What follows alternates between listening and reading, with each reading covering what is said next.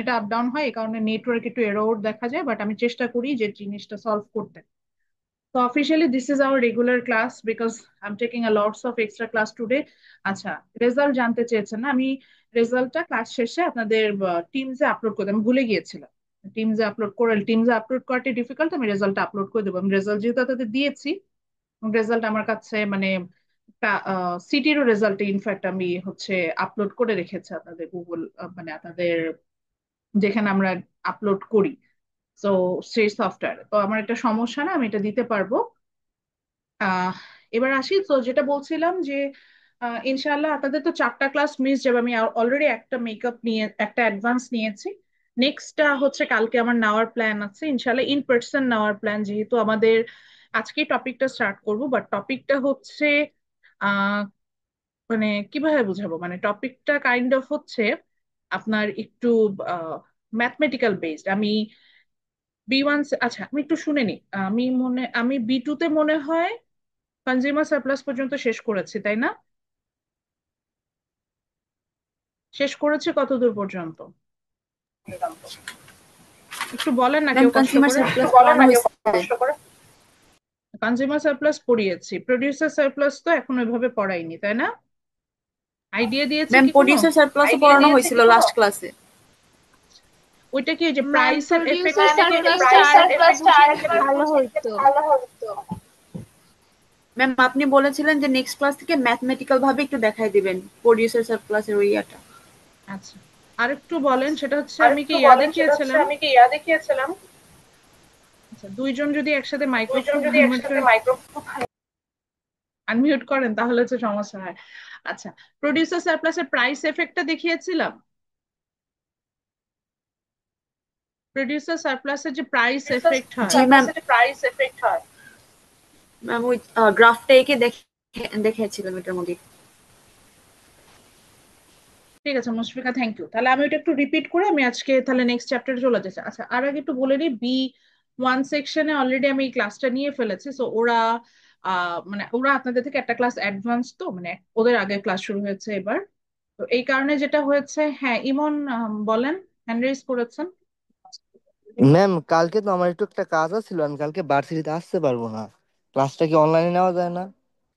আমি এখনো বলতে পারছি না। আমি ইন পার্সন নিতে ইন্টারেস্টেড, কারণ এটা ম্যাথমেটিক্যাল ক্লাস। মানে আমি আজকে এটা বেসিকটা শিখাবো, তারপর ম্যাথস এর পোর্শনটা শুরু হবে।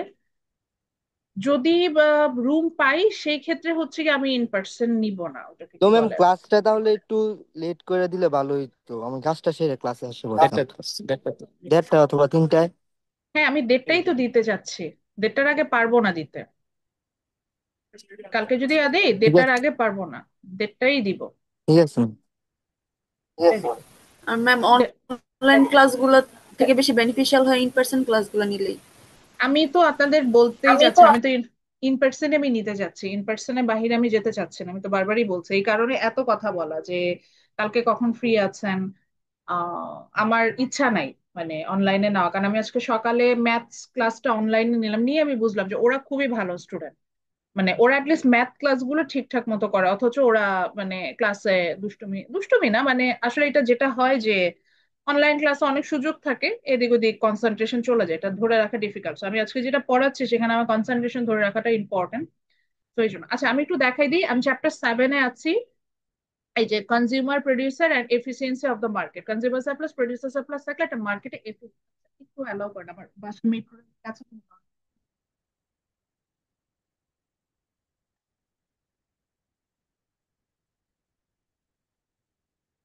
আই থিঙ্ক এখন একটু কোয়াইট লাগছে, তাই না ব্যাকগ্রাউন্ডটা?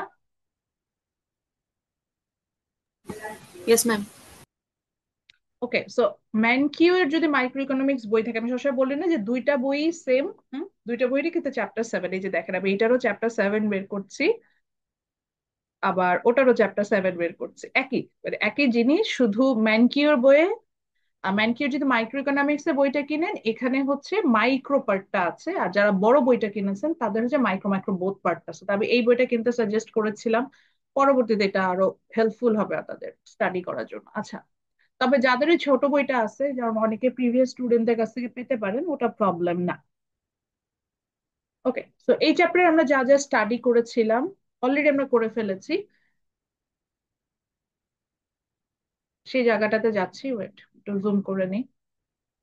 সো আমরা প্রথমে পড়েছিলাম হচ্ছে কনজিউমার সারপ্লাস। আমরা দেখেছিলাম যে একটা মার্কেটে দুইজন ডিসিশন মেকার থাকে, one is consumer or demander or customer or household or individual, same জিনিস।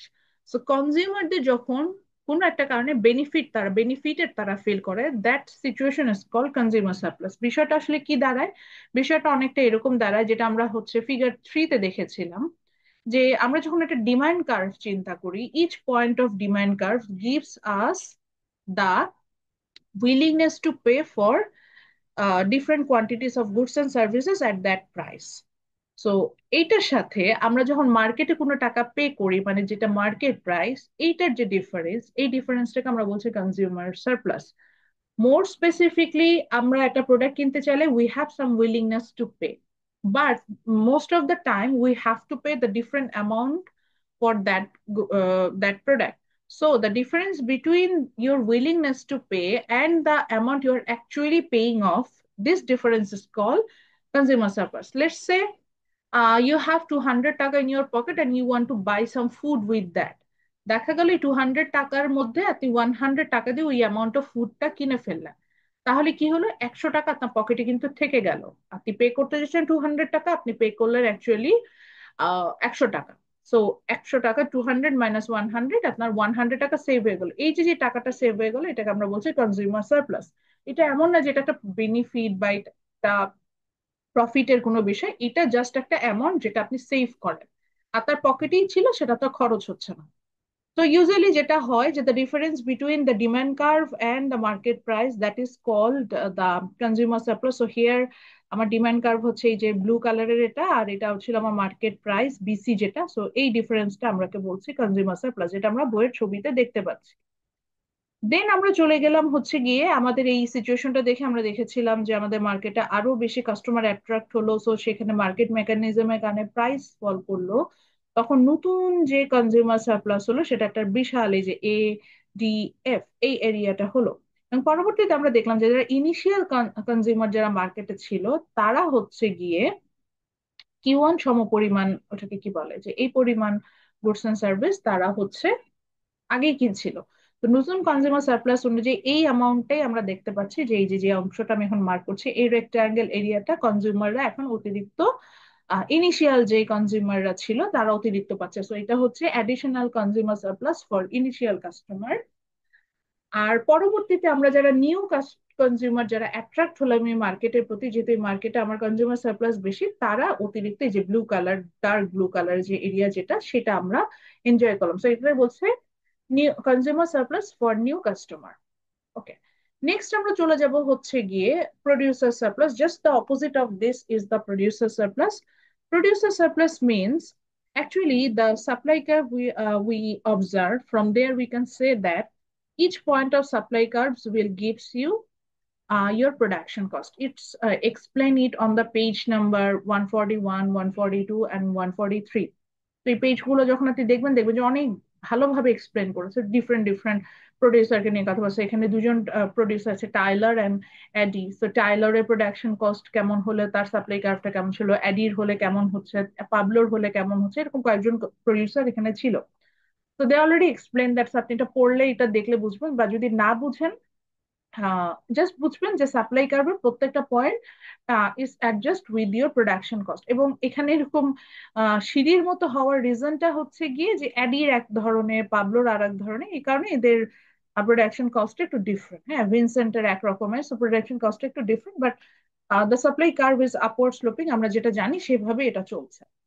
So what is producer surplus? Producer surplus means the difference between the market price, that means the amount you are receiving from the market, and the supply card, that means your production cost. The difference between them is called producer surplus. Say for example, এই ছবিতে আমরা দেখতে পাচ্ছি this red color curve is the supply curve, and the P1, that is the BC line, is our market price. So the difference between them is our producer surplus. So this light pink area is the producer surplus here, ABC. Now again for the market mechanism, আমরা কি দেখলাম যে মার্কেটে যখন অনেক বেশি প্রডিউসাররা দেখে যে আবার প্রোডাক্ট তো মানুষজন কিনছে, তখন ওরা প্রাইসটা একটু বাড়ায়, স্লাইটলি বাড়ায় দেয়, খুব যে বাড়ায় তা না।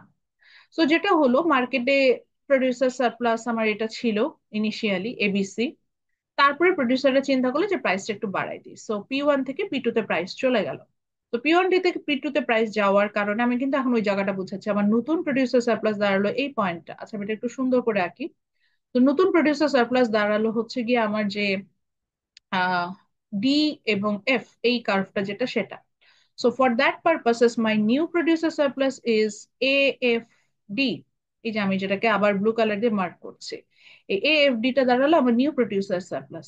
এখন এই নিউ প্রডিউসার সারপ্লাস অলরেডি আমার ইনিশিয়াল যে প্রডিউসার যারা তারা ছিল, এবং তারা সাপ্লাই দিচ্ছে কতটুকু অ্যামাউন্ট, এই যে Q1 amount of product supply করছে। তো নতুন মার্কেটে প্রাইস বাড়লো, তো তারা তো মার্কেটে অলরেডি আছে, তাহলে তাদের অতিরিক্ত এই যে কোয়ান্টিটিটা যদি আমি একটু উপরের দিকে তুলে দিই, তাহলে আমরা দেখতে পাচ্ছি এই যে যে লাইট পিঙ্ক এরিয়া, এটা অলরেডি কিন্তু তারা অকুপাইড, বিকজ এই ইনিশিয়াল অ্যামাউন্ট যেটা তারা পে করছিল, লাইক Q1 অ্যামাউন্ট, বা আমরা লাস্ট ক্লাসে দেখছিলাম 5টা সেল করছিল, তো এই 5 অ্যামাউন্ট এটা কিন্তু অলরেডি আবার ইনিশিয়াল প্রডিউসাররাই সেল করছে। সো দ্যাটস ওয়াই এই যে যে ট্রায়াঙ্গেল এরিয়াটা ক্রিয়েট হচ্ছে, দ্যাট ইজ BCED বা BDEF বা CEDB, যেই নামেই ডাকেন না কেন, this is my additional producer surplus for initial producer. আবার বলছি, যেহেতু ওনারা আচ্ছা, আমি কি রেকর্ড হচ্ছে আমার ক্লাস? দেখতে পাচ্ছি না, দেখেন তো। ইয়েস ম্যাম, রেকর্ড হচ্ছে। ওকে, থ্যাংক ইউ। সো আমার মার্কেটে যে ইনিশিয়ালি যে সাপ্লায়াররা ছিল, তারা এই জায়গাটা বেনিফিটেড হচ্ছে, এতটুকু বেনিফিট তারা কিন্তু পাচ্ছে। এখন আসেন তাহলে যারা নতুন মানে প্রডিউসার যারা মার্কেটে অলরেডি আসলো, যারা এই যে P1 পরিমাণ প্রাইসটা বাড়াই দিল P2 থেকে, তাহলে তাদের তাদের বেনিফিটটা কোথায়? তাদের বেনিফিটটা হচ্ছে এই EFC বা CEF, এই অংশটা। এই CEF অংশে আমরা দেখতে পাচ্ছি যে এটাও কিন্তু আমার প্রডিউসার সারপ্লাসের অংশ, বাট এই অংশটাতে, এই অংশটা হচ্ছে গিয়ে অনলি অনলি আমার নিউ প্রডিউসাররা যখন আসে সেই কারণে এই অংশটা ক্রিয়েট হচ্ছে। তো this is my new producer surplus for the new producer. আবার একটু মেনশন করি, basically the difference between market price and the supply curve is the producer surplus. So here the market price supply curve is this one, and initially the market price was the P1.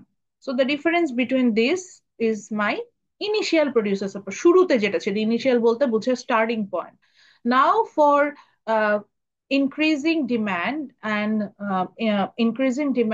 and the number of buyers in market, the supplier thinks that if they increase slightly their price, it will not affect on the number of consumer in this market. So that's why they increase the price from P1 to P2. So when they increase the price from P1 to P2, now the market price has become P2, which is denoted by this straight line, that is D and F. তো DF যখন প্রাইসটা হয়ে গেল, আমরা দেখতে পেলাম আমার new producer surplus কি হলো, প্রডিউসার সারপ্লাস ওই যে সাপ্লাই কার্ভ আর প্রাইসের মধ্যে যে ডিফারেন্স যেটা সেটা। So new producer surplus has become this triangle area. So আমরা দেখতে পেলাম এই ট্রায়াঙ্গেল এরিয়াটা হচ্ছে আমার প্রডিউসার সারপ্লাস, আমরা এইভাবে নিয়ে পেয়ে গেলাম। ওকে, যখন আমরা এটা পেয়ে গেলাম তখন আমরা এটা কি করলাম, এখন দেখি ইনিশিয়ালি প্রডিউসাররা সাপ্লাই দিচ্ছিল Q1 অ্যামাউন্ট অফ প্রোডাক্ট।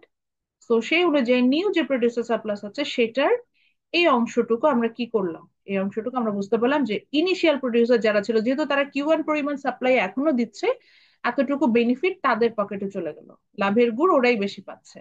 আর বাকি গুড়গুলা কাদের কাছে যাচ্ছে, যে যারা নিউ কাস্টমার, যারা যে Q2 পরিমাণ এখন সাপ্লাই দিচ্ছে যারা, তো নিউ প্রডিউসার যারা, তাদের কাছে এই ছোট্ট একটা অ্যামাউন্টের বেনিফিট তার কাছে। তো এখান থেকে আমাদের লার্নিং হচ্ছে, ফার্স্ট কামার বা ফার্স্ট মুভার একটা মার্কেটে, সে কনজিউমার হোক বা প্রডিউসারই হোক, they gets more benefit than the new কামার।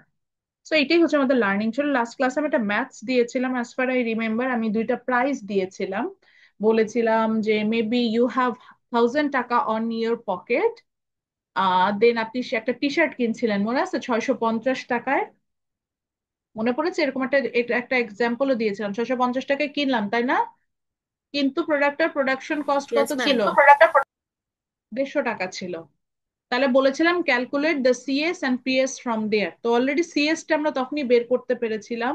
সিএস কি ছিল, যে willingness to pay minus market price. আমাদের উইলিংনেস টু পে ছিল হচ্ছে 1000, সো 1000 থেকে আমরা মাইনাস করব সিএস টা বের করার জন্য, আমাদের কনজিউমার সারপ্লাস টা বের করার জন্য আমাদের উইলিংনেস টু পে আর মার্কেট প্রাইস এই দুটোর মধ্যে আমরা হচ্ছে মাইনাস করবো। সিএস টা ছিল হচ্ছে আপনার 1000 উইলিংনেস টু পে, আর আমাদের মার্কেট প্রাইস ছিল হচ্ছে 650, তো এটা মাইনাস করে কত দাঁড়াচ্ছিল, কত হয়, 450 মনে হয়। এটা হচ্ছে ছিল আমার সিএস। আর প্রডিউসার সারপ্লাসটা বের করে নিয়ে বলেছিলাম যে আজকে ম্যাম ক্লাসে বের করব। 350 হবে না? 350 হইতে পারে, আমি ভুল করছি। আচ্ছা 350। আচ্ছা, আর প্রডিউসার সারপ্লাস কি ছিল, the difference between cost of the production and the amount you receive from the market, এরকম না? উল্টা বলছে কিন্তু দেখেন,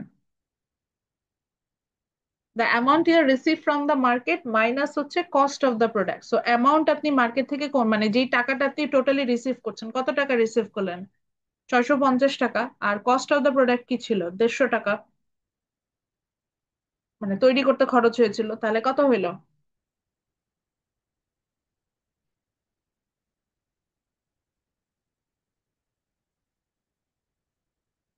কেউ কিছু বলে না, সবাই ঘুমায় আছে।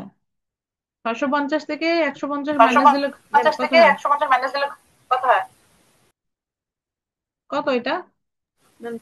কত এটা? ম্যাম 500।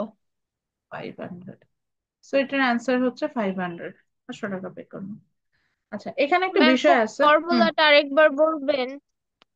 ফর্মুলাটা আমি একটু দেখাই দিব, বইয়ের কোথায় আছে, আপনার জন্য আরো সুবিধা হবে।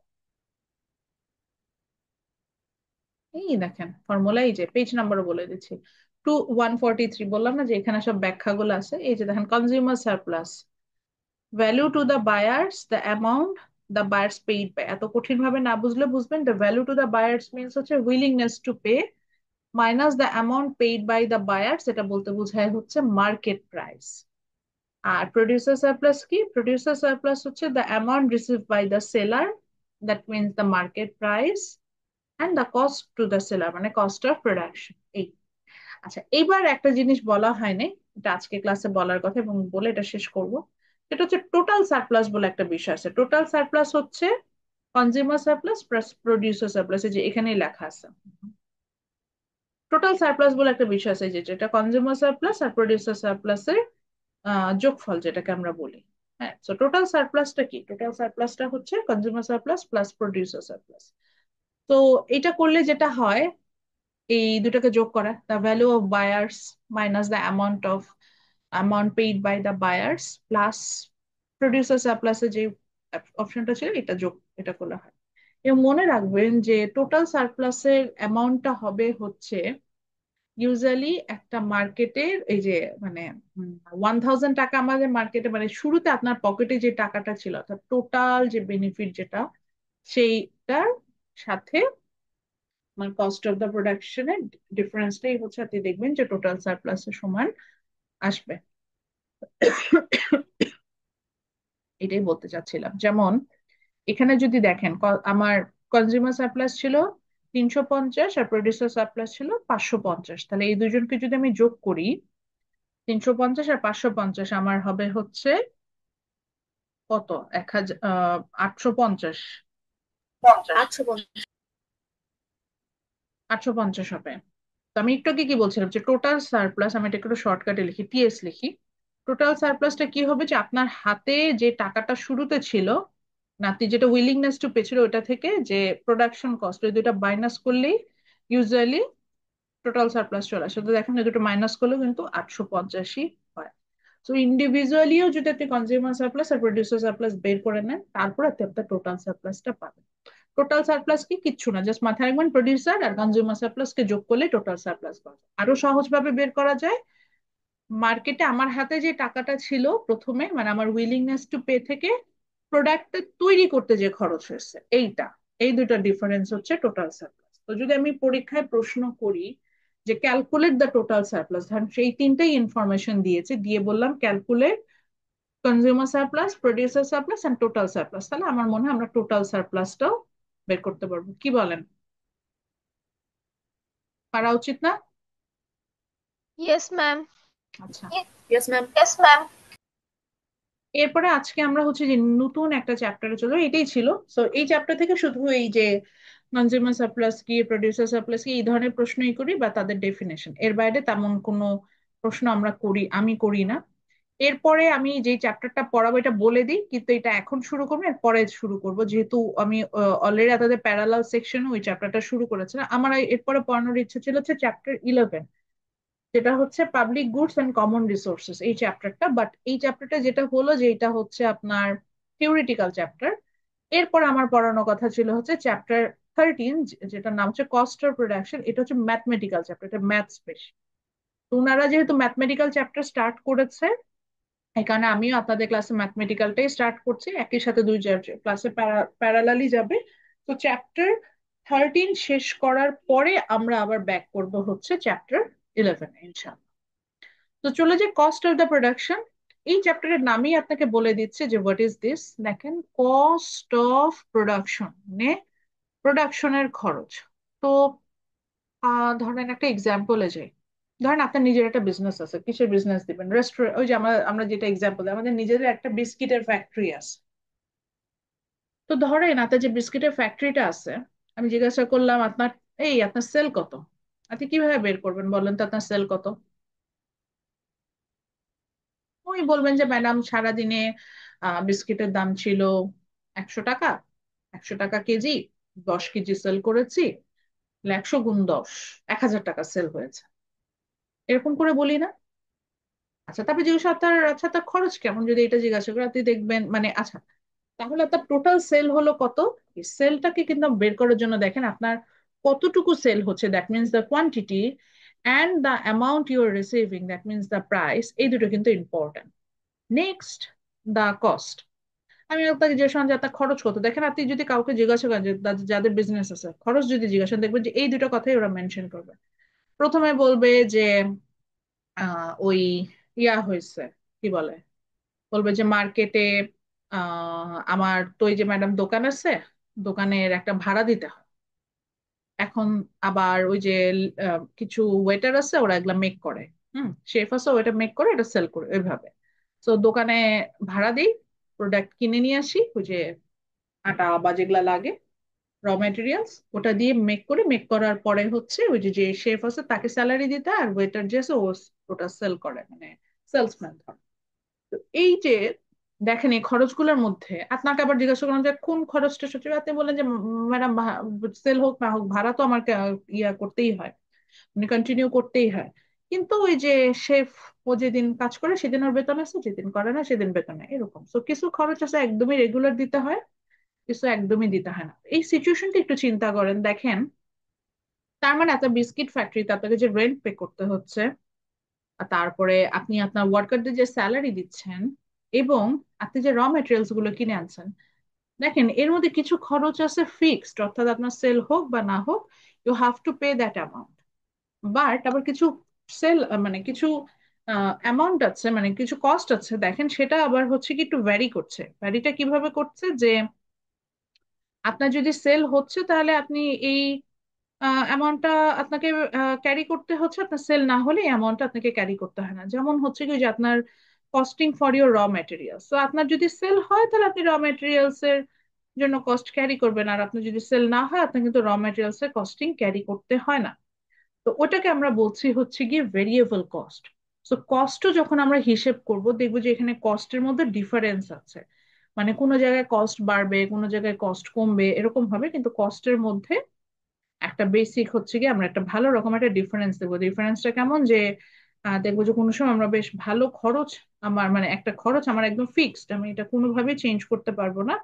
আবার কিছু খরচ পাবো যেটা হচ্ছে গিয়ে আমার আমার কোনো মানে এই খরচটা ভ্যারি করবে, অর্থাৎ আমার সেল অনেক বেশি হলে এই খরচটা থাকবে, সেল আমার বেশি না হলে এই খরচটা আমার নাই, এরকম হবে। তো এইটার বেসিস অর্থাৎ কস্টিংও যখন আমরা ক্যালকুলেশন করব, আমাদের এখানেও কিছু ডিফারেন্স থাকবে। এই চ্যাপ্টারে কি কি হবে, এই চ্যাপ্টারে যেটা, এই চ্যাপ্টারের জন্য একমাত্র আমি একটা ফাইনালের আগে আর একটা চ্যাপ্টারের স্লাইড আমি দিব, আবারও বলে দিচ্ছি। এই স্লাইডটা পড়ার জন্য না, জাস্ট বোঝার জন্য যে কোনটার পরে কোন টপিকটা আসতে পারে, এতটুকুই, আর কিছুই না। তো যে কথাগুলো বললাম এই কথাগুলো এখানে একটু স্টাডি করলে পাবে যে একটা বিজনেসের সাথে কি কি ধরনের কস্টিং টার্ম অ্যাসোসিয়েট হয়ে থাকে। হুম, এটা নিয়ে বলা আছে রেভিনিউটা কিভাবে ক্যালকুলেশন, প্রফিটও it's a kind of calculation thing. তো আমরা এগুলো সব কিছু সম্পর্কে জানবো, যে রেভিনিউ কি, কস্ট কি, প্রফিট কি। By the way, profit and revenue is the different thing. এটা দেখবো। তারপরে একটু বুঝবো যে অপরচুনিটি কস্ট কি, যদিও এটা আমরা বুঝি, তারপরেও দেখবো যে বিজনেস অপরচুনিটি কস্ট দুই রকমের হয়। তারপরে প্রফিট আমরা দেখবো দুই ধরনের, একটাকে আমরা বলবো ইকোনমিক প্রফিট আর একটাকে বলবো অ্যাকাউন্টিং প্রফিট। তো ইকোনমিক প্রফিট দেখবো, মানে এগুলো থেকে প্রশ্ন হয় না, জাস্ট আন্ডারস্ট্যান্ডিংটা রাখবো। তারপরে কস্ট অফ প্রোডাকশনে যে দেখবো যে খরচ, এবং এই যে এখানে আপনারা দেখতে পাবেন যে আমরা খরচগুলো ক্যালকুলেশন করা শিখবো। মেইনলি এটাই হচ্ছে আমাদের ইম্পর্টেন্ট জায়গা। একটা টেবিল দেখে ফেললাম, আর একটা টেবিল দেখাচ্ছি, টেবিল টু, যেখানে আমরা দেখতে পাচ্ছি এই যে খরচ হিসাব করে total cost, fixed cost, variable cost, average, marginal, এই ধরনের খরচগুলো ক্যালকুলেশন করবো। সো প্রথম আজকে ক্লাস এবং কালকে ক্লাসে আমরা শুধু কস্টিং ক্যালকুলেশন দেখবো। আজকে ক্লাসে সব ফর্মুলা গুলো আপনাদের দিয়ে দিব। নেক্সট ক্লাসে আমরা ম্যাথটা করব। ম্যাথটা করার পরে যেটা আমাদের, ম্যাথটা করার পর আমাদের যেটা হবে সেটা হচ্ছে যে আমরা তারপরে আমরা একটা থিওরিতে যাব, যে why average cost curve is U shape, এরকম একটা প্রশ্ন আছে, এখান দিয়ে আমরা এটা শেষ করবো। এই হচ্ছে মোটামুটি এই চ্যাপ্টারে পড়ার বিষয়। চ্যাপ্টার টু চলে আসছে। তো এই হচ্ছে আমাদের মোটামুটি এই চ্যাপ্টারে পড়ার বিষয়। আমরা চলে যাই।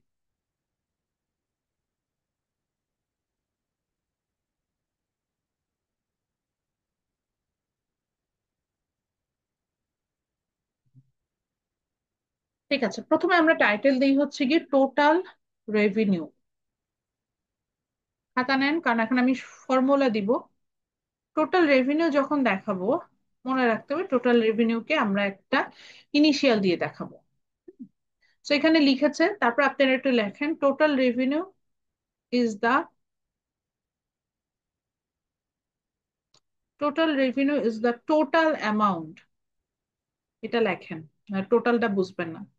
Total revenue is the total amount, AMOUNT, total revenue is the total amount that a firm, এই যে তারপরে এই কথাটুকু লিখলেই হবে, that a firm receive for the sales of its output।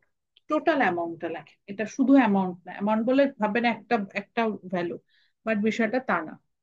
Total revenue is the total amount that a firm receives for the sale of its output,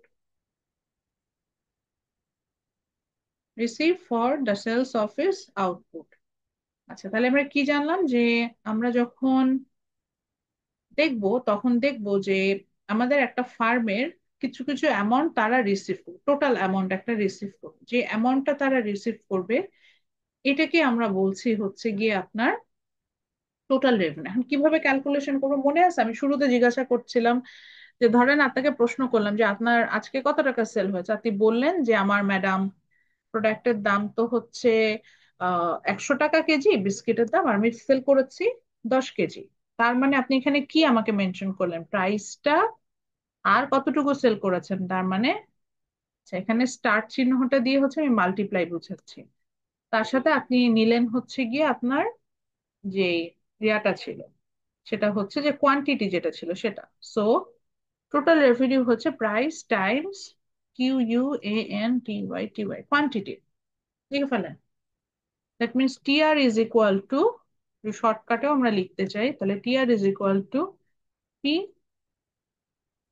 into Q, TR is equal to P into Q.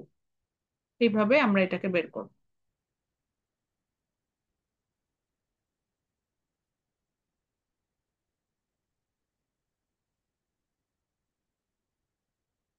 ঠিক আছে, আচ্ছা, এরপরে আমাদের মনে হতে পারে যে profit, মনে হয় ও দেখছো না তাদের পড়াইতে যা মনে হইলো, আমি তো এটা আগের ক্লাসে পড়াইনি প্রফিটটা কিভাবে ক্যালকুলেশন করে।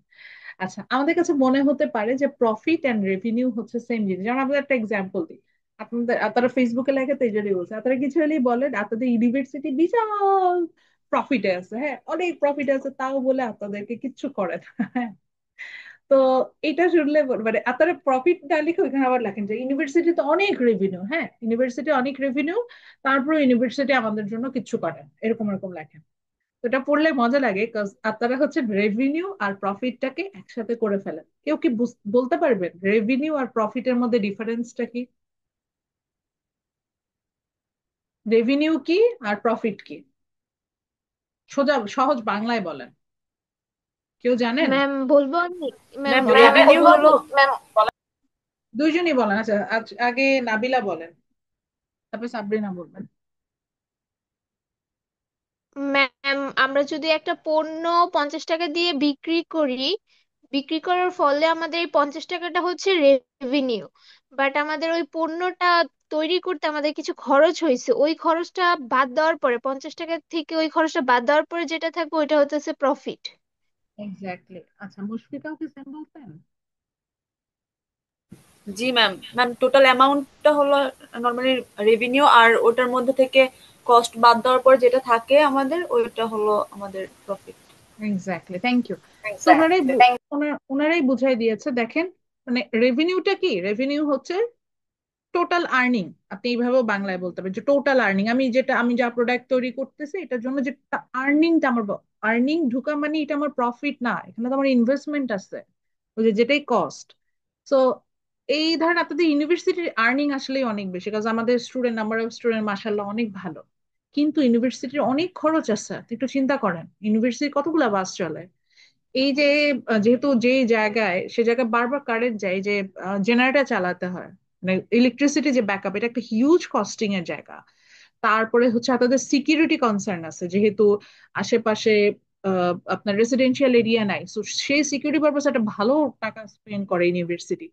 তো ইউনিভার্সিটির না রেভিনিউ বেশি, আসলে ইউনিভার্সিটির প্রফিট দেয়। আমি লাস্ট কতদিন আগে শুনেছিলাম যে ইউনিভার্সিটি এখনো সাবসিডাইজ, মানে সাবসিডি তো আর দেয় না, আমাদের মাদার কনসার্ন যারা, তারা হচ্ছে জাস্ট যেটা করে যে মাদার অর্গানাইজেশন ওনারা আমাদেরকে মাঝে মধ্যে লোন দেয় ইউনিভার্সিটিকে, যে তোমরা চলো, দেন যখন আস্তে আস্তে একটু প্রফিট থাকে তখন সেটা শেয়ার করে।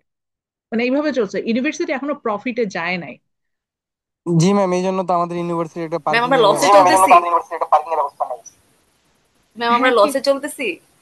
না লসে চলছে না, ইউনিভার্সিটি হচ্ছে কি সাবসিডি দিয়ে চলছে। মানে কাইন্ড অফ ধরেন যা রেভিনিউ হয় সেটার সমানই প্রায় কস্ট, অলমোস্ট সেটার সমান কস্টিং। আপনারা আপনাদের মানে আমাদের একবার দেখিয়েছিল টেক্সটাইল ডিপার্টমেন্ট, আমি কয়েকটা বলি, টেক্সটাইল ডিপার্টমেন্টে আপনাদের কাছ থেকে যে টিউশন ফি নেয়, সরি,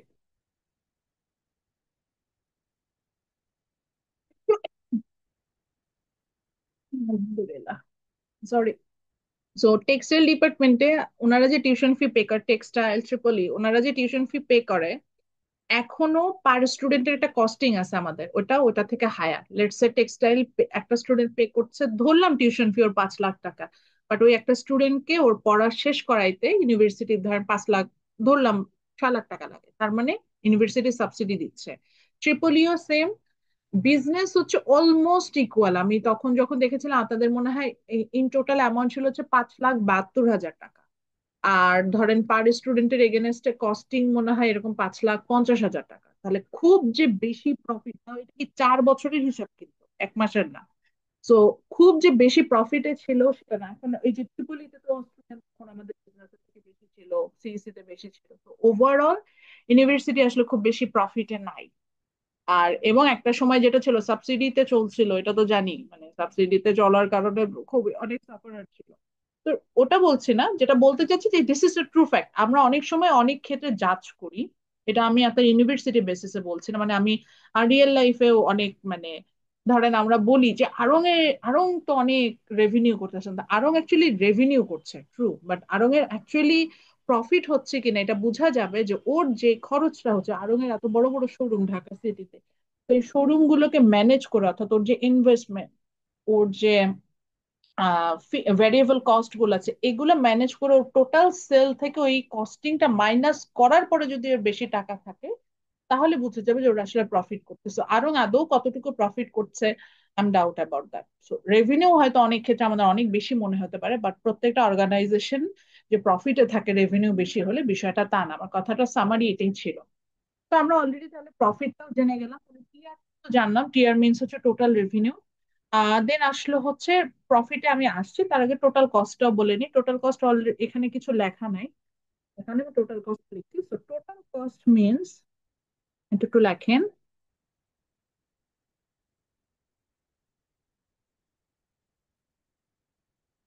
ফর্মুলাটা লেখার আগে আগে টোটাল কস্ট ডেফিনেশনটা লেখেন। দেখেন, total cost is the total cost. এখন অনেকগুলো 5টা ফর্মুলা দিব, So, এখন একটু ক্লাসে কনসেন্ট্রেশন দিবেন এবং ফর্মুলা গুলো লিখবেন প্লিজ। এখান থেকে ম্যাথ আসবে, এই ছোট ছোট ফর্মুলা থেকে। যেমন রেভিনিউ বের করা দিয়েছে, দেখবেন যে প্রাইস দিব, অনেকগুলো কোয়ান্টিটি দিব, একটা টেবিল দিব। আমি টেবিলটা আজকে দেখাবো, যেহেতু আমি অনলাইনে আসছি। তো ওখান থেকে দেখবেন যে এখান থেকে প্রশ্ন হবে। তো লেখেন, total cost is the overall costing behind the production process. Total cost is the overall costing behind the production process. Total cost is the overall costing behind the production process. Total cost is the overall costing behind the production process.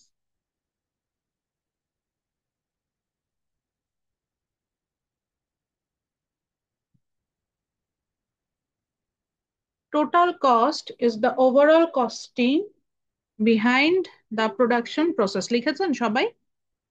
Therefore, তারপরে লেখেন যে TC is equal to FC plus VC. TC is equal to FC plus VC.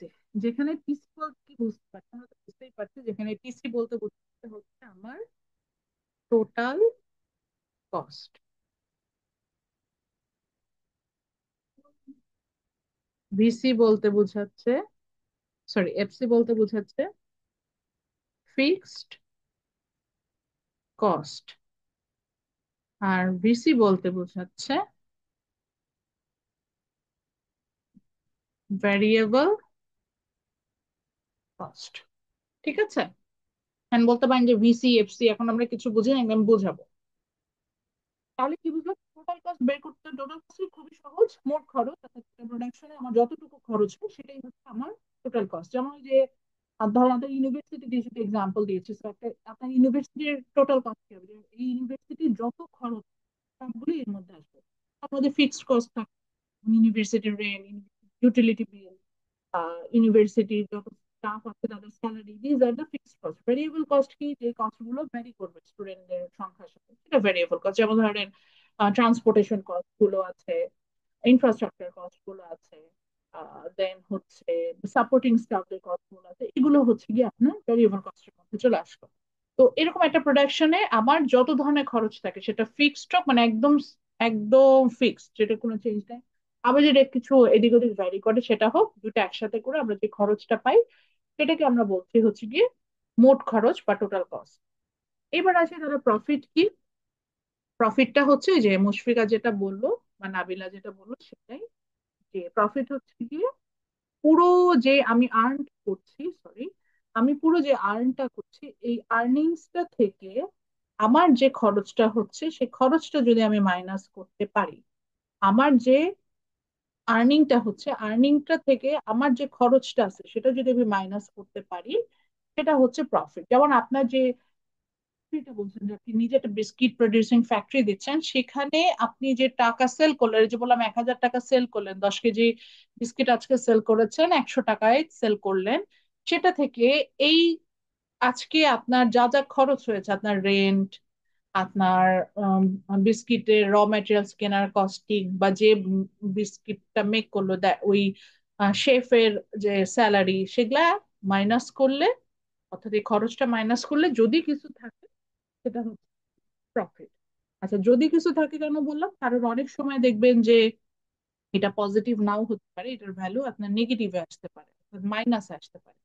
যদি দেখেন ভ্যালুটা মাইনাসে আসছে, তাহলে বুঝবেন যে এটা হচ্ছে গিয়ে আপনার, এটা কি বলে, যে যদি দেখেন যে ভ্যালুটা মাইনাসে আসছে, তাহলে বুঝে যাবেন যে আপনার ইয়া হচ্ছে, ওখানে আপনি হচ্ছেন, লস হচ্ছে।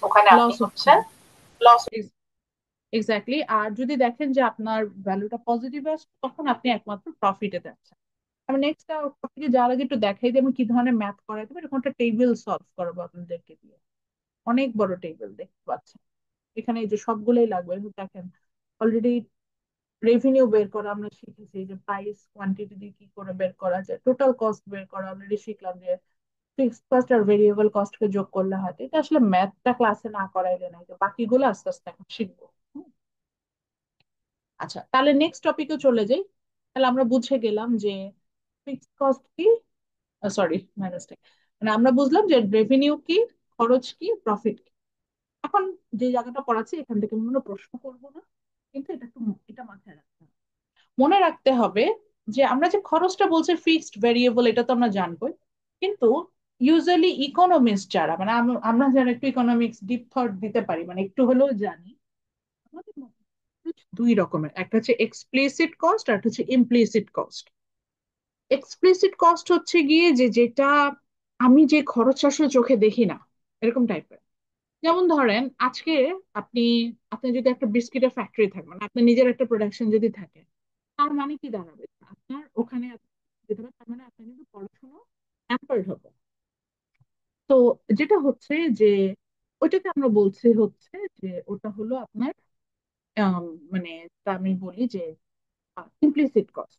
অর্থাৎ আপনার কিন্তু মানে এই খরচ, মানে আপনার কি হলো যে ওই সময় আপনি আইদার স্টাডি করতে পারতেন, অথবা আপনি হচ্ছেন গিয়ে বিস্কিট ফ্যাক্টরিতে আপনি একটু সময় দিচ্ছেন। তো ওই সময়টাকে সাধারণত আমরা কনসিডার করি না, আমরা ভাবি যে আমি তো আমার ফ্যাক্টরির জন্য কাজ করছি, এইটাই হচ্ছে আমার, মানে এখানে যা খরচ হচ্ছে এটা হচ্ছে আমার কস্টিং। কিন্তু আপনার সময়েরও তো একটা মূল্য আছে।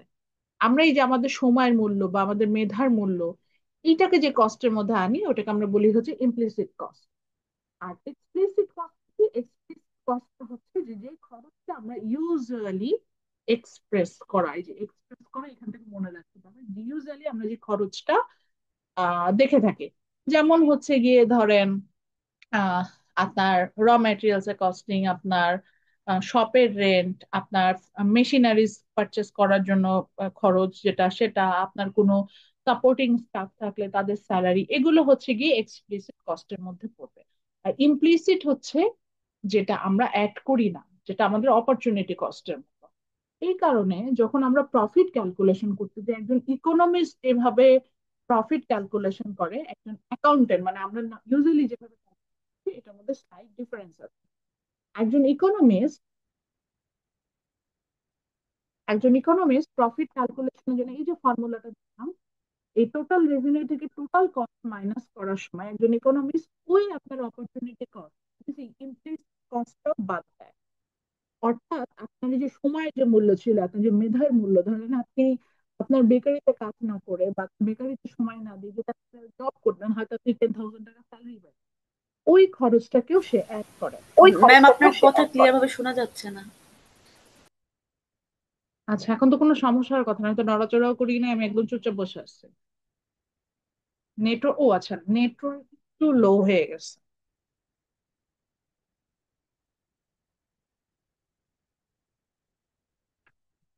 আচ্ছা, সো কস্টের ওই একজন ইকোনমিস্ট কি করবে, সে ওই অপরচুনিটি কস্টে এখান থেকে মাইনাস করবে। সো এই জায়গাটাতে যখন আমরা কস্টের ক্যালকুলেশনে যাব, যদি আমি একজন ইকোনমিস্টের পয়েন্ট অফ ভিউ থেকে প্রফিট ক্যালকুলেশনে যাই, ও এখান থেকে আপনার ওই ইমপ্লিসিট কস্টটা যেটা আছে সেটাও সে মাইনাস করবে, ইমপ্লিসিট কস্ট যেটা। কিন্তু একজন অ্যাকাউন্টেন্ট যেটা, মানে এই যে নর্মালি আমরা যেটা লিখেছি, সে কিন্তু ইমপ্লিসিট কস্টটা মাইনাস করবে না, উনি শুধু এক্সপ্লিসিট কস্ট, অর্থাৎ টোটাল কস্ট বলতে ও শুধু এক্সপ্লিসিট কস্টটা বুঝবে, যে যে খরচটা আমি স্যালারি দিলাম কিনা, আমি র ম্যাটেরিয়াল কিনলাম কিনা, এই পারপাসে যে টাকাটা খরচ হবে, শুধুমাত্র টোটাল কস্টে ও এই জায়গাটা এখানে স্পেন্ড করবে। তো এইভাবে হচ্ছে কি আমরা সাধারণত প্রফিটটা ক্যালকুলেশন করি, যে আর্নিং থেকে আমি টোটাল আমার যে খরচ যেটা ছিল সেটা মাইনাস করি, এবং সেখান থেকে আমরা সাধারণত প্রফিটটা ক্যালকুলেশন করে পাই। তো তো এটার এখান থেকে আমরা একটু আইডিয়া রাখেন যে আপনার যে অপরচুনিটি কস্ট অর্থাৎ যে আপনার যে সময়ের মূল্য আছে, এটাও সাধারণত আমরা অনেক সময় অ্যাজ এ মানে ইকোনমিস্ট আমরা এটা ক্যালকুলেশন করি, এবং করেও কিন্তু এটা অনেক সময় প্রফিট ক্যালকুলেশন আমরা এটা বের করি। তো আমরা আপাত দৃষ্টিতে আমাদের মনে হবে অনেক জায়গায় আমরা প্রফিট করছি, বাট করছি না। এক্সাম্পল দিই, আর ওই বেকারিটা দিয়ে এক্সাম্পল দেন, ধরলাম আপনার বেকারিতে আপনার পার ডে আর্নিং হচ্ছে 1000 টাকা, এবং আপনার ওই যে র ম্যাটেরিয়ালস কেনাকাটা ওইটা দিয়ে যা খরচ হচ্ছে ধরে নিলাম এটা হচ্ছে 450 টাকা। তাহলে total cost minus total revenue, sorry total revenue minus total cost, এখান থেকে আপনার কাছে মনে হলো যে আপনি 550 টাকার মতো প্রফিট করছেন। এবার আসেন একজন ইকোনমিস্ট হিসেবে আমি কিভাবে চিন্তা করি। আমি চিন্তা করলাম 1000 টাকা হচ্ছে আপনার টোটাল সেল হলো আজকে, 450 টাকা প্রোডাকশন কস্ট, মানে ওই যে টোটাল কস্ট। এখন আজকে যদি আপনি অন্য একটা দোকানে, মানে যে সময়টা আপনি আপনার মানে দোকানে স্পেন্ড করতেছেন, ধরলাম পার ডে আপনি 600 টাকা স্যালারি পেতেন, ধরলাম একদম কমই ধরছি, পার ডে আপনি 600 টাকা স্যালারি পেতেন, তাহলে এখন মাইনাস করে দেখেন তো কোনো প্রফিট থাকে? মাইনাস মনে হয় 150 হয়ে যাচ্ছে, না -50 টাকা এরকম আসতেছে না এখানে? তার মানে আপনার কিন্তু আসলে প্রফিট হচ্ছে না। বুঝতে পেরেছেন বিষয়টা? আপাত দৃষ্টিতে মানে অ্যাকাউন্টিং এ যদি আমরা যেভাবে করি নর্মালি ক্যালকুলেশন মনে হচ্ছে হ্যাঁ 550 টাকা প্রফিট করছে, কিন্তু ভাই আপনার সময়েরও তো একটা মূল্য আছে। আপনি তো এই সময়টা আপনার নিজের বিজনেসে না দিয়ে অন্য কারো বিজনেসে দিলে আপনি ওখানে কাজ করলে আপনি আরো বেশি স্যালারি পেতেন। তো তাতে কিন্তু আপনার আরো বেশি বেটার, কারণ আপনার পড়াশোনা নষ্ট হচ্ছে। তো যখন ইকোনমিক্স হিসেবে আমি চিন্তা করবো আমার চোখে কিন্তু আপনার আসলে প্রফিট হয় না, এই জন্য আমি মাইনাস দেখালাম। ওকে, সো এগুলা থেকে সাধারণত প্রশ্ন হয় না, এটা জাস্ট ফুড ফর থট যে আমরা যেভাবে আসলে প্রফিট ক্যালকুলেশন করি অনেক সময় অনেক ক্যালকুলেশন থাকে। যেমন ধরেন আমি আমার একটা পার্সোনাল এক্সপিরিয়েন্স, আমার এখন মনে হয় আমার এখন হায়ার স্টাডিজে যাওয়া উচিত। এবং প্রতিদিন যত দিন যাচ্ছে আমার তত মনে হচ্ছে, মানে একটা করে দিন যায় আমার মনে হয় আমি তত পিছিয়ে যাচ্ছি। কারণ হচ্ছে ঠিক আছে আমি এখান থেকে আর্ন করছি, আমি এখন যা করছি আর্ন করছি, আমার নলেজ বাড়ছে, বাট আমার কাছে মনে হচ্ছে একটা সার্টেন পিরিয়ডে যে আমার এই আর্নিংটা এটা একটা লিনিয়ার, অর্থাৎ যেমন আছে এরকমই থাকবে, আফটার 10 ইয়ার্স এরকম থাকবে। বাট উইদিন 2 to 3 ইয়ার্স যদি আমি একটা একটা হায়ার ডিগ্রি অ্যাচিভ করে ফেলি, আমার স্যালারি কিন্তু অনেক বেশি বাড়বে, এবং ওই ডিগ্রিটা আরো 30-40 বছর ভ্যালিড থাকবে, যেটা দিয়ে আমি অনেক উপরে যেতে পারবো। So, ওই জিনিসটা আমার মাথায় কাজ করে যে আমি 3 বছরের স্যালারি যদি স্যাক্রিফাইস করতে পারি এটার জন্য আমি যে পরিমাণ বেনিফিটেড হব, এটা দিয়ে ফিউচার আমার অনেক ব্রাইট। তো ওই প্রফিট যখন এই ইমপ্লিসিট কস্টটা চিন্তা করি, তখন আমার কাছে মনে হয় যে না আমি বেটার নাই, প্রেজেন্টে আমি যেটা ভাবছি এটা আমার আসলে বেটারমেন্ট না। তো এরপরে চলে যাব হচ্ছে কি টোটাল কস্ট, আমরা যেটা দুই ধরনের দেখেছিলাম। এই টোটাল কস্টের আমরা দুটো ভাগ দেখেছিলাম, একটা হচ্ছে ফিক্সড কস্ট আর একটা হচ্ছে variable cost. So fixed cost variable কস্টের ডেফিনেশন এখানে দেওয়াই আছে, তারপর আমি একটু একটু বলে দিচ্ছি। ফিক্সড কস্টকে আমরা সাধারণত ইনিশিয়ালটা দিয়ে লিখে থাকি, দ্যাট ইজ এফসি, এবং এফসির কোনো ফর্মুলা নাই বের করার। টোটাল কস্ট থেকে ওই যে টোটাল কস্ট ইকুয়াল টু, যেহেতু এফসি প্লাস ভিসি ছিল, তো টোটাল কস্ট থেকে যদি ভেরিয়েবল কস্টটাকে মাইনাস করা যায় তাহলে ফিক্সড কস্ট চলে আসে। অথবা আরো একটা সহজ উপায় বলে দিই, ফিক্সড কস্ট সাধারণত বলে দেওয়া থাকবে, এবং 0 ইউনিটের জন্য ফিক্সড কস্ট দেওয়া হবে। মনে রাখতে হবে যে ধরেন 1 কেজি প্রোডাক্ট এর জন্য সেটা হবে, আবার যদি 1000 কেজি কেজি প্রোডাক্ট তৈরি হয় তাও হবে, কারণটা কি এখনই বলছি। তো লেখেন fixed cost which does not vary over the quantity of output produced। এই যেখানে লেখা আছে fixed cost which does not vary, এখানে ডু নট বলেছে, এটা হবে ডাজ নট। আমরা যেহেতু সিঙ্গুলার, মানে সিঙ্গুলার ফর্মে বলছি, থার্ড পার্সন সিঙ্গুলার নাম্বারে বলছি এই কারণে। লেখেন fixed cost which does not vary with the quantity of output produced, এবং ফর্মুলাটা এরকম যে FC is equal to total cost minus VC.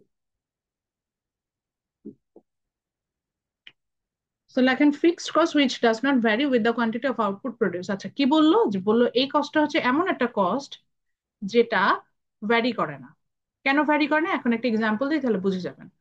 তো আপনার যে বিস্কিটের ফ্যাক্টরিটা ছিল, ধরলাম ওটার রেন্ট পার মান্থে 5000 টাকা। এখন মানে ফ্যাক্টরিটা তো একটা বিল্ডিং এ দিতে হচ্ছে, বিল্ডিং এ ওখানে আপনার রেন্ট হচ্ছে 5000 টাকা। এখন আপনি যদি প্রতিদিন 100 কেজি বিস্কিটও তো সেল করেন, তাকে আপনার 5,000 টাকাই রেন্ট দিতে হবে না? চেঞ্জ হবে রেন্টের কোনো? আবার ধর তার কোনো সেলিংস নাই, তাই 1 মাস কোনো সেলই হলো না, তাও কি 5,000 টাকা আপনার রেন্ট দিতে হবে না? তো এরকম কিছু কস্টিং থাকে which do not vary with the quantity, অর্থাৎ এটা অ্যাকচুয়ালি ফিক্সড। এটা কোয়ান্টিটি আমার 0 হোক তাও যা থাকবে, কোয়ান্টিটি অনেক বেশি বাড়লেও তাই থাকে। তো এটাকে আমরা বলে থাকি হচ্ছে গিয়ে ফিক্সড কস্ট। যেমন এক্সাম্পল হিসেবে লিখতে পারেন সেটা হচ্ছে রেন্ট, যেটা ডেফিনেশন দিলাম ওখানে লিখতে পারেন রেন্ট, তারপরে হচ্ছে ইউটিলিটি বিল, তারপরে হচ্ছে আপনার, আচ্ছা ইউটিলিটি বিলটা আসলে এখানে আনা উচিত না, হাতে লেখেন রেন্ট লেখেন, তারপরে দেন হচ্ছে স্যালারি, SALARY স্যালারি।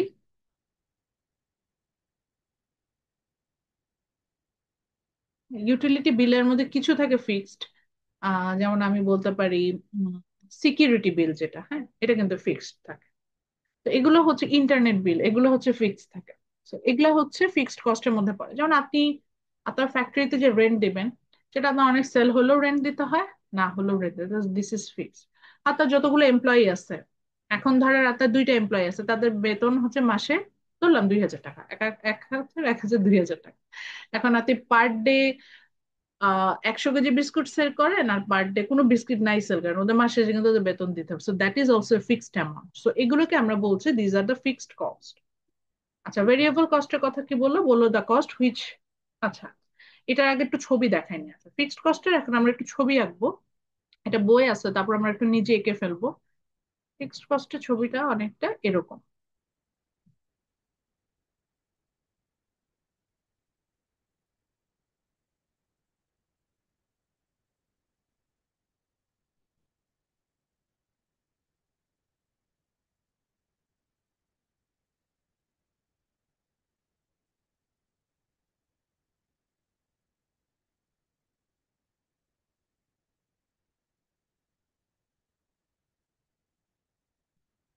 ফিক্সড কস্টের ছবিটা দেখতে অনেকটা এরকম হবে, যে FC দেখতে এরকম হবে। আপনি বলতে পারেন যে এটা মানে এটা একটা হরাইজন্টাল লাইন। কেন এটা একটা হরাইজন্টাল লাইন?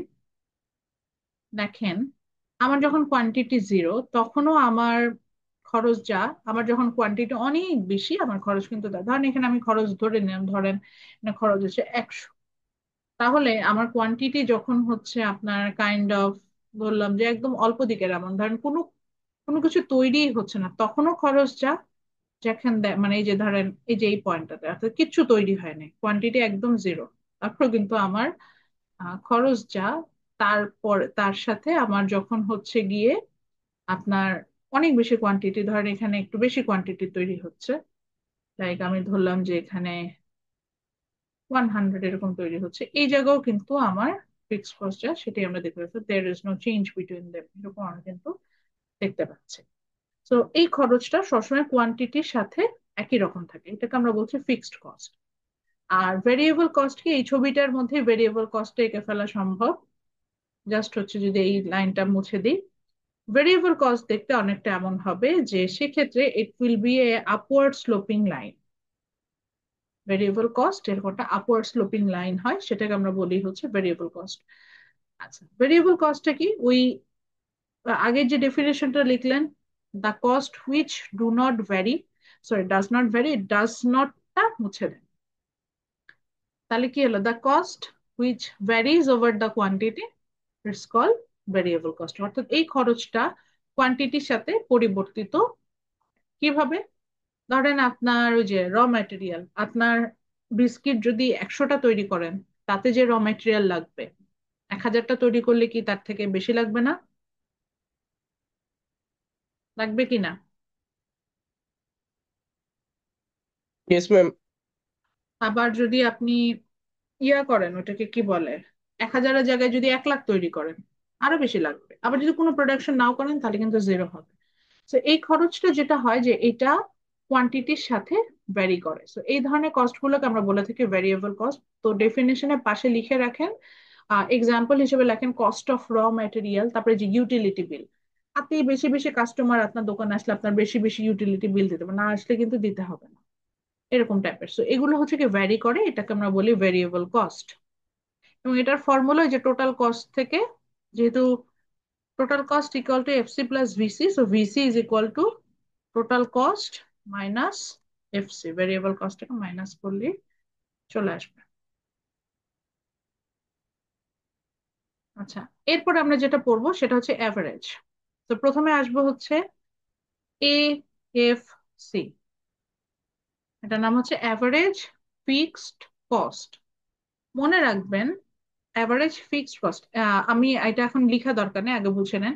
যে কোনো অ্যাভারেজ বের করার সিস্টেম হচ্ছে গিয়ে টোটালটাকে এর কোয়ান্টিটি দিয়ে ভাগ করতে হয়। এটা একটা হচ্ছে কমন ফর্মুলা।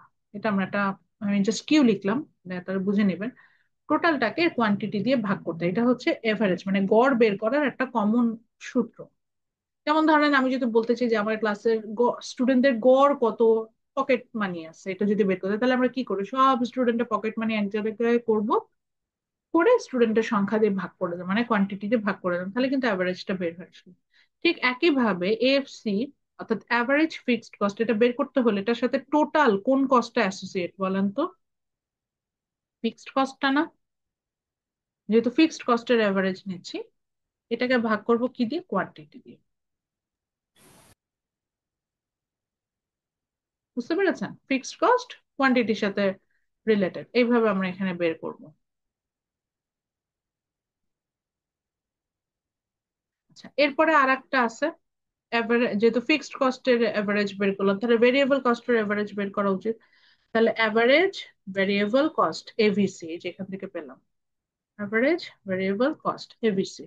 এভিসিও কি হওয়া উচিত, টোটালের সাথে এটাকে কোয়ান্টিটি দিয়ে ভাগ করা উচিত। তাহলে ভেরিয়েবল কস্ট মানে অ্যাভারেজ ভেরিয়েবল কস্টের অ্যাসোসিয়েট হচ্ছে ভেরিয়েবল কস্টের সাথে, সেটা ভাগ করলাম হচ্ছে কোয়ান্টিটি। সো এই মোটামুটি ফর্মুলা, আজকে আর তেমন আগাবো না। আজকে যেটা করবেন যে এই জিনিসগুলো একটু প্র্যাকটিস করবেন, মানে ফর্মুলা গুলো একটু দেখবেন, এগুলো কোনটা মেমোরাইজ করা দরকার নেই, বাট এই ফর্মুলা ধরে হচ্ছে আমরা ম্যাথসে চলে, নেক্সট ক্লাসে আমরা ম্যাথ করব। এবং ওখানে আপনারা দেখবেন যে আহ, এই যে এরকম এই যে সবগুলো আছে, average, total cost, fixed cost, এগুলো সবই পাবেন। তবে এত ডিটেল সবগুলো নাই, শুধু বড়টা দেওয়া আছে, তো এটা বড়টা দেখায়, মার্জিনাল কস্টটা দেখায়। নেক্সট ক্লাসে আমরা হচ্ছে গিয়ে ম্যাথসে চলে যাবো। আচ্ছা, আমাকে একটু সময় অ্যালাউ করেন, আমি হচ্ছে অ্যাটেন্ডেন্সটা নিব। আচ্ছা, before that if you have any question you may ask me. কারো কোনো কোশ্চেন থাকলে করতে পারেন।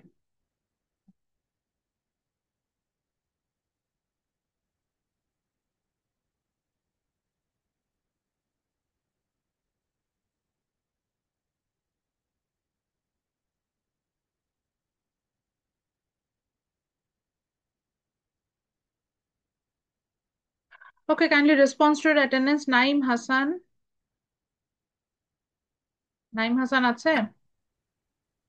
আচ্ছা, কারো যদি অ্যাটেন্ডেন্স মিস হয়ে যায় প্রবলেম নেই, আমি আবার লাস্টে অ্যাডজাস্ট করব, বা হ্যান্ড রেজ করলেও হবে, তখন মাইক্রোফোন যদি মিউট থাকে। জাবিদ হাসান, কালী সম্পদ নাথ, আমির হামজা, Yes, ma'am. নাফিজ, ফাহমিদুল বাশের নিলয়, মিহাদ, সিয়াম, মেঘলা, Yes, Mushfika, ma'am. Yes, Adiba ma'am. ইসলাম আদিবা ইসলাম মেঘলা আছেন? जी ma'am. Mushfika present. Mehjabin, Hridita, present ma'am. Ferdous Jahan Apon, Yes, ma'am. Fida, present ma'am. Hamza Shahriya, Mohammad Rahul, Mohammad রাহুলকে তো দেখেছিলাম, উনি কি আছেন? Raihan Rahman, Ayesha Siddika Sumaiya, yes ma'am. Isnan, Nurjahan Akter, present Rakib, ma'am. Rakib Molla, Ifti, Present, ma'am. Atik, Present, ma'am. পেয়েছি, মেরাজকে পেয়েছি, স্নেহা রানী দাস আছেন, ইমন প্রেজেন্ট प्रेजेंट मैम। আছেন, নাবিলা প্রেজেন্ট। শাহরিয়ার উদ্দিন, তমাল সাহা, সাদিদ হাসান,